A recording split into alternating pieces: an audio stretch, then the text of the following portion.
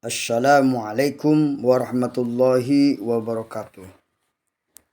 Teman-teman sekalian yang saya banggakan, mari kita belajar bersama tentang program penyusunan pengawasan. Program penyusunan pengawasan ini materi yang akan kita terima, ya. Bahan penyusunan pengawasan, bagaimana cara menyusun program seorang pengawas. Lihat dalam materi ini nanti.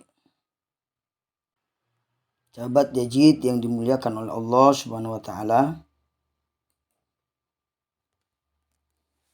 mari kita lihat bersama materinya tentang program ajar, yaitu penyusunan program pengawas. Bagaimana penyusunan program pengawas itu? Kita bisa dengarkan bersama-sama.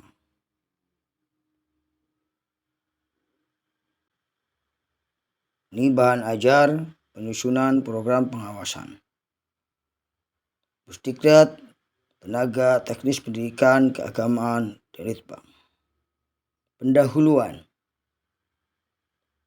Pengawas sekolah atau madrasah memiliki tugas pokok untuk melakukan pengawasan akademik dan pengawasan manajerial pada satuan pendidikan. Pengawas sekolah atau madrasah mempunyai kewajiban untuk 1. Menyusun program pengawasan. Selanjutnya melaksanakan program pengawasan. Dan selanjutnya lagi yaitu melaksanakan evaluasi hasil pelaksanaan program pengawasan, serta membimbing dan melatih profesional guru.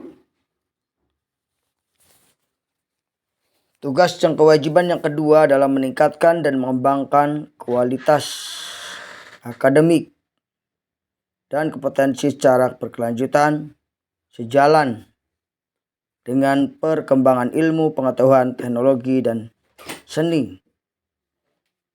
Tugas yang ketiga yaitu menjunjung tinggi peraturan perundang-undangan, hukum, nilai agama, dan etika. Serta tugas yang keempat yaitu memelihara dan memupuk persatuan dan kesatuan bangsa. Berkait dengan penyusunan rencana program atau program pengawasan sekolah atau madrasah dan praktek pengawasan, maka bahan ajar ini membahas antara lain pengertian penyusunan rencana pengawasan, kemudian prinsip penyusunan perencanaan, sistematika penyusunan rencana program pengawasan, dan praktek pengawasan.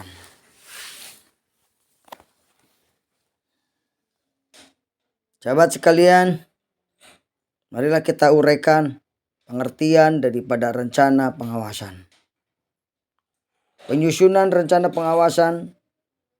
Program pengawasan adalah kegiatan pengawas sekolah dalam menyusun program pengawasan akademik dan manajerial, program pembinaan guru atau kepala sekolah, program pemantauan pelaksanaan standar pendidikan, dan program penilaian kerja guru atau kepala sekolah, serta program bimbingan dan pelatihan profesional guru atau kepala sekolah. Prinsip penyusunan rencana adalah W51H. Dalam menyusun program pengawasan, madrasah atau sekolah wajib memberikan penjelasan tentang apa tujuan dan sasaran pengawasan. Kemudian siapa yang terlibat dalam pengawasan. Kemudian kapan pengawasan dilakukan. Kemudian di mana pengawasan dilakukan. Kemudian mengapa pengawasan dilakukan. Bagaimana pengawasan dilakukan.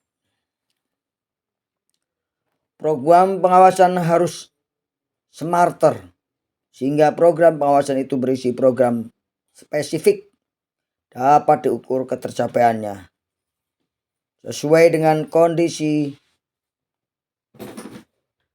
sekolah binaan, tidak mengada-ngada.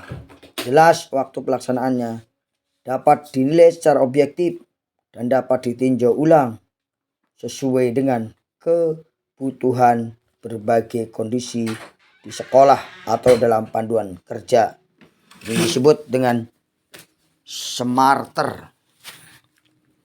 SMARTER adalah singkatan daripada Specific, Measurably, Achievable, Realistic, Time-bound, Evaluated, dan Reviewed.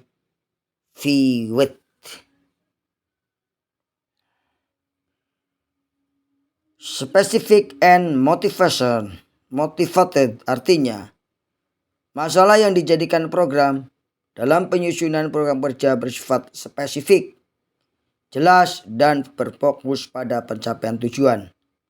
Program kerja yang disusun mampu motivasi yang terlibat dalam pelaksanaannya. Yang kedua adalah measurable. Artinya, program dan kegiatan yang dipilih dapat diukur pencapaiannya. Indikator pencapaian atau keberhasilan sebaiknya bersifat kuantitatif dan atau dapat diamati. Kemudian yang selanjutnya adalah achievable. Artinya program dan kegiatan dapat dicapai sesuai dengan kebutuhan dan kondisi sekolah. Selanjutnya adalah realistis. Artinya program dan kegiatan yang dipilih sesuai dengan realistis, tidak mengada-ngada, dan sesuai dengan kebutuhan kondisi sekolah dalam pencapaian hasilnya. Kemudian selanjutnya adalah time-bound. Artinya target waktu pencapaian jelas dalam setiap langkah. Evaluation artinya program kegiatan yang dipilih dapat dinilai secara objektif. Reviewed artinya program dan kegiatan yang dipilih dapat ditinjau ulang, direview sesuai dengan kebutuhan sebagai berbagai kondisi di sekolah. Selanjutnya yang dilakukan dalam penyusunan program pengawasan kegiatan adalah menyusun dan memiliki program pengawasan tahunan sekolah binaan yang terdiri atas 6 aspek. 6 aspek tersebut adalah identitas, kemudian pendahuluan, kemudian evaluasi hasil pelaksanaan program kegiatan pengawasan tahun sebelumnya, program tahun pengawasan, program semester pengawasan, rencana pengawasan akademik, rencana pengawasan manajerial, penutup, dan lampiran.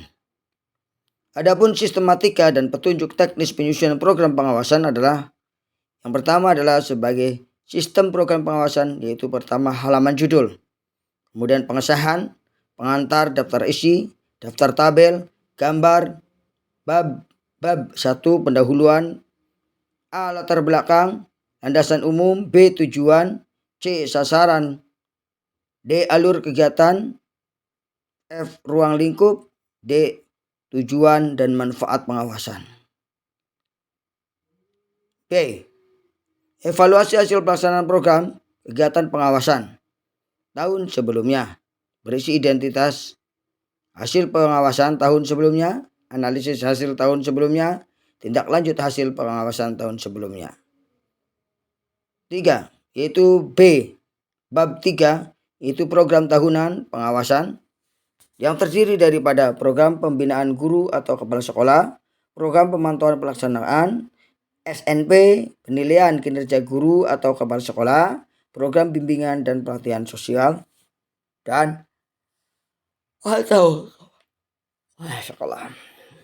Bab 4 yaitu tentang program semester pengawasan. Program semester Januari sampai dengan Juli. Program semester Juni sampai dengan Desember. Bab 5 rencana pengawasan akademik, RPA, dan rencana pengawasan manajerial. A. Rencana pengawasan akademik. B. Rencana pengawasan akademik. Bab 6 yaitu penutup, lampiran, dikembangkan, dibuat tersendiri menjadi program bimbingan dan pelatihan profesional guru. B. Petunjuk penyusunan program tahunan. Seperti dalam penyusunan karya tulis ilmiah, maka penyusunan program rencana kegiatan pengawasan pun mempunyai rambu-rambu yang tak jauh bedanya. Pengawas yang penyusunan rencana pengawasan harus mengikuti rambu-rambu penulisan yang dimulai pada halaman judul, halaman pengesahan, dan seterusnya seperti gambar berikut ini. Halaman judul. Yang pertama adalah halaman judul program identitas pengawasan, kemudian program pengawasan, kemudian halaman pengesahan disahkan, kemudian daftar isi. Daftar isi berisi tentang penyajian sistematika program pengawasan. Daftar isi berfungsi untuk memberikan petunjuk baca. Kemudian bab pendahuluan, kemudian latar belakang, kemudian landasan hukum, visi misi dan tujuan pengawasan. Kemudian sasaran dan strategi pengawasan, kemudian alur kepengawasan, ruang lingkup kepengawasan, tujuan dan manfaat pengawasan. Bab kedua yaitu evaluasi hasil pelaksanaan program kegiatan pengawasan. Kemudian identitas, seterusnya identifikasi pengawasan. Nah ini. Kemudian bab 2 ada B adalah analisis dan tindak lanjut pengawasan sebelumnya. Kemudian bab 3 program tahunan pengawasan sekolah. Kemudian bab 4 program semester pengawasan sekolah. Kemudian bab 5 yaitu rencana pengawasan akademik dan rencana pengawasan manajerial. Setelah itu rencana pengawasan manajerialnya bagaimana? Penutup, bab 6 penutup. Kemudian lampiran-lampiran pelaksanaan program pembinaan guru dan seterusnya. Ini lampiran-lampirannya. Berikut ini sistematika, itu halaman, judul, pengesahan, daftar isi, bab 1, bab 2 dan seterusnya sampai dengan bab 6. Demikian yang dapat saya sampaikan hari ini, semoga bermanfaat. Assalamualaikum warahmatullahi wabarakatuh.